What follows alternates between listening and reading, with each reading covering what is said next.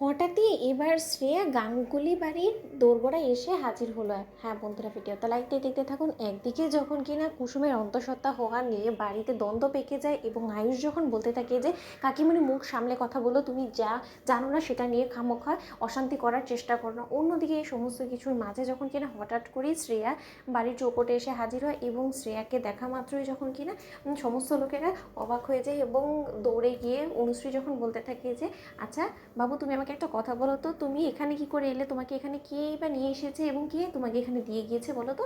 ঠিক সেই সময় শ্রেয়া যখন বলতে থাকে যে আমি তো আমার বাবার কাছে এসেছি এবং এটা তো আমার ঠাম্মির বাড়ি, এবং তার থেকেও বড় কথা আমি এখানে আমার বাবার সঙ্গে দেখা করার জন্য এসেছি। আমার বাবা কোথায়? ঠিক সেই সময় শ্রেয়া যখন কিনা ঈশানকে দেখতে পায়, ঠিক সেই মুহূর্তে 1 মিনিটও সময় লস না করে শ্রেয়া যখন ছুটতে ছুটতে ঈশানের কাছে দৌড়ে গিয়ে ঈশানকে জড়িয়ে ধরে এবং বলতে থাকে যে এই তো আমার বাবা, আমি আমার বাবার কাছে চলে এসেছি। অন্যদিকে এই কথা শুনে অনুশ্রী যখন চরম এক ধাক্কা খায় এবং অনুশ্রী যখন বলতে থাকে যে না না বাবা, তোমার কোথাও একটা ভুল হচ্ছে, তুমি এই সমস্ত কথা কী বলছো বলো তো, এবং তোমার নাম কী যেন একটা বলে। ঠিক সেই সময় শ্রেয়া যখন কিনা নিজের নাম বলতে থাকে যে আমার নাম শ্রেয়া। অন্যদিকে শ্রেয়ার নামটা শোনা মাত্রই যখন ঈশান বলতে থাকে যে তার মানে তুমি সেই শ্রেয়া যাকে কিনা আমি এতদিন ধরে খোঁজ করছিলাম এবং তার সঙ্গে আমার কথা হয়, তাই তো?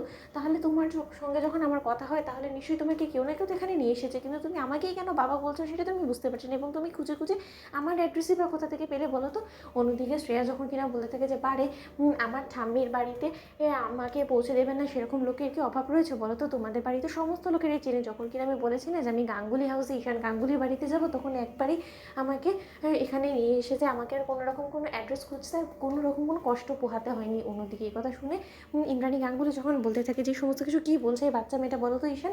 অন্যদিকে ঈশান যখন বলতে থাকে যে মা আসলে ওর বাবার সঙ্গে কথা বলার জেদ করতে গিয়ে ও একদিন রং নাম্বার ভেবে আমার কাছে ফোন দিয়ে ফেলেছিল এবং তার পরবর্তী থেকে আমাদের সঙ্গে কথা হয় এবং সেই কথা থেকেই শ্রেয়া আমাকে ওর বাবা ভেবে বসেছে এবং তার জন্য আমাকে বাবা বাবা বলে ডাকছে, এছাড়া অন্য কোনো কিছুই না। তুমি যে সমস্ত কিছু ভাবছো সেরকমটা নয়। অন্যদিকে শ্রেয়াকে যখন ঈশান বলতে থাকে যে লক্ষ্মী মেয়ে আমার, তুমি একটা কথা বোঝার চেষ্টা করো, আমি কোনো মতে তোমার বাবা নই, আমি তোমার একটা আঙ্কেল। ঠিক সেই সময় শ্রেয়া যখন জেদ ধরে বসে এবং বলতে থাকে যে আমি কোনো কিছু বুঝি না, তুমি আমার বাবা এবং সেটাই ফার্স্ট অ্যান্ড লাস্ট। ঠিক সেই সময় কথা শুনে এক পর্যায়ে শ্রেয়ার পরিবার পরিজন সম্পর্কে কোনো কিছুই না বলতে পারাতে এক পর্যায়ে শ্রেয়াকে যখন কিনা গাঙ্গুলি হাউসে রাখতে বাধ্য হয়ে যায় ঈশান এবং ইন্দ্রাণী গাঙ্গুলি যখন বলতে থাকে যে রাখছো ঈশান ভালো কথা, কিন্তু যত শীঘ্র সম্ভব ওর পরিবারের খোঁজ করে তুমি ওর পরিবারের কাছে ওকে হ্যান্ড ওভার করে দাও। অন্যদিকে অনুশ্রী যখন বলতে থাকে যে ঈশান তোমার কিসের এত একটা দুর্বলতা বলতে শ্রেয়ার প্রতি, এবং শ্রেয়াই বা কেন এত জেদ ধরে বসেছে? ও তো ভাইদাকেও কোনো মতে ওর বাবা বলছে না, সোজা তোমাকেই কেন বারবার করে বাবা বাবা ডাকছে বলো তো? এর পেছনে নিশ্চয়ই কোনো রকম কোনো রহস্য রয়েছে। এমনটা হতে পারে যে তুমি আগে কি কারোর সঙ্গে প্রেমের সম্পর্কে জড়িয়েছিলে, তারই চিহ্ন হয়তো বা শ্রেয়া। তো বন্ধুরা লাইক এবং শেয়ার করে সাবস্ক্রাইব করতে ভুলো না।